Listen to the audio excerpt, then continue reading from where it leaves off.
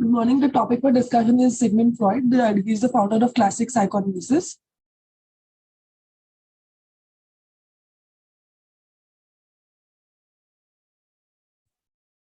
The life of Sigmund Freud. He was born on May 6, 1856 in Freiburg, Austrian Empire, now known as Czech Republic. Born to Jewish parents. He was graduated from Medical University, Vienna, Czech Republic.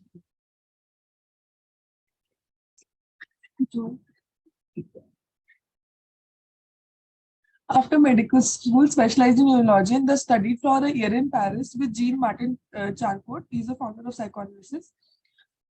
On May 6, in 1892, Joseph Brunner describes the case of Anna O with Freud.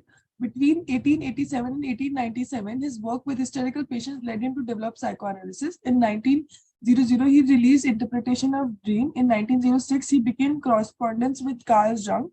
In 1939, he passed away in London. I think psychoanalysis has been covered. Breuer was then older physician. Knowing Freud's interest in hysterical pathology, Breuer told him about the unusual case of a woman he had treated for approximately 1.5 years, that is case of Anna O. Study of her difficulties proved to be one of the most important stimuli in development of psychoanalysis. When she was able to recall with associated expression effect the scene or circumstance under which the symptoms had risen. So he would observe that the symptoms would disappear when she would talk about it, that why did they rise and what happened and how did they what was the etiology basically behind the symptom. So she used to call these episodes where the symptoms would disappear while she was talking about them as calling as taking cure or chimney sweeping. The interpretation of dream in his publication, he viewed the dream experience as a conscious expression of unconscious fantasies or wishes that are not readily acceptable to conscious waking experiences. Dream activity was considered to be one of the usual manifestations of unconscious process. Freud postulated the existence of the sensor picture as guarding the border between unconscious part of the mind and the preconscious level. He distinguished two layers, that is manifest content and latent content. Manifest content refers to what is recalled by the dreamer. Latent content are unconscious thoughts and wishes that threaten to awake the patient. Dream work is the unconscious mental operation by which latent dream content is transformed into manifest content. In this process, repressed wishes or impulse must attach themselves to innocent or a neutral image to pass the scrutiny of the censor. That is condensation, mechanism by which several unconscious wishes or impulse or attitudes can be combined into a single image in the manifested dream content. That is, in a child nightmare, an attacking monster may come to represent not only the dreamer's father, but may also represent some aspect of the mother and even some of the child's own hostile impulse as well. Diffusion, that is a single latent wish or impulse that is distributed through multiple representation in the manifested dream content. Displacement is transfer of amount of energy from an original object to a substitute object. Because the substitute object is relatively neutral, it is more acceptable to the dream censor and can pass the border of repression more easily. Like in a dream, if a mother is represented by a female figure. Symbolic representation, that is, he noted that dreamers would often represent highly charged ideas or object by using innocent images that were in some way connected with the idea or object being represented. Example, complex set of feelings towards a person can be symbolized by a symbol, concrete, or a sensory image. The mechanism of condensation, displacement, and symbolic representation are characterized by a characteristic of a type of thinking that Freud referred as primary processes.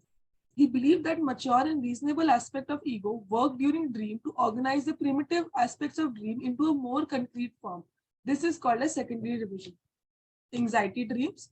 He viewed mechanism like condensation, symbolic representation, and secondary revision primary as facilitating the discharge of latent impulse rather than as protecting dreamers from anxiety and pain.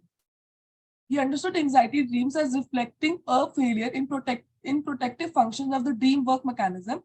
The repressed impulse succeeded in working their way into the manifest content in a more or less recognizable manner. Now coming towards punishment dream, in which a dreamer experiences punishment, it appears to be an exception from his wish fulfillment theory of dream, according to Freud, because it was wish fulfillment.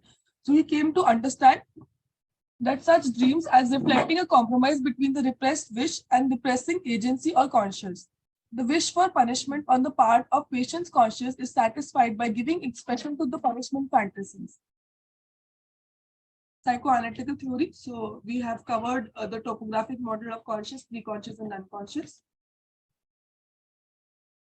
The structural theory, which includes ego and superego. Stage of psychosexual development. We have covered this as well. Now, instinct or drive theory. Instinct refers to a pattern or species of specific behavior that is genetically derived and therefore is more or less independent of learning.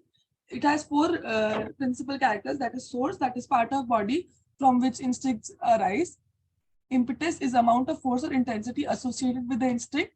Aim is any action directed towards tension, discharge, or satisfaction. Object is the target, often a person for this action. Coming towards the life and death instinct, he regarded these forces that underlie the sexual and the aggressive instinct.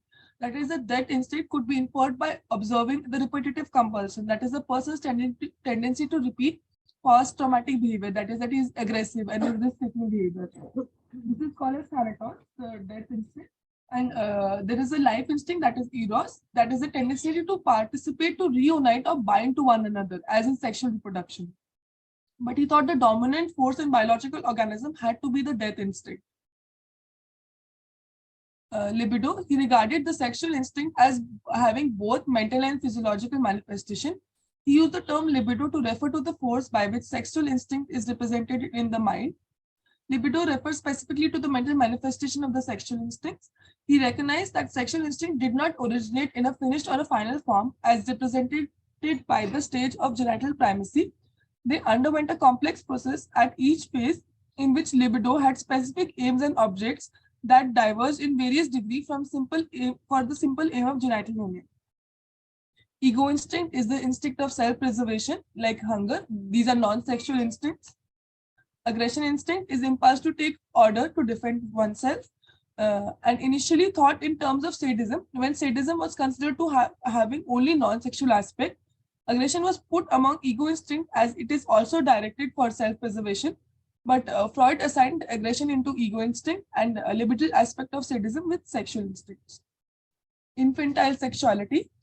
He noted that infants are capable of erotic activity from birth, but the earlier manifestation of infantile sexuality are non-sexual and are associated with such bodily functions such as feeding and bowel bladder control, that as libidinal energy shift from the oral zone to the anal zone to the phallic zone, each stage development is thought to build on and subsume the accomplishment of the preceding stage. Concept of narcissism. According to Greek myth, Narcissus, a beautiful youth, fell in love with his reflection in the water of a pool and drowned himself in his attempt to embrace his own beloved image. Freud used the term narcissism to describe situation in which an individual's libido was invested in the ego itself rather than an other person.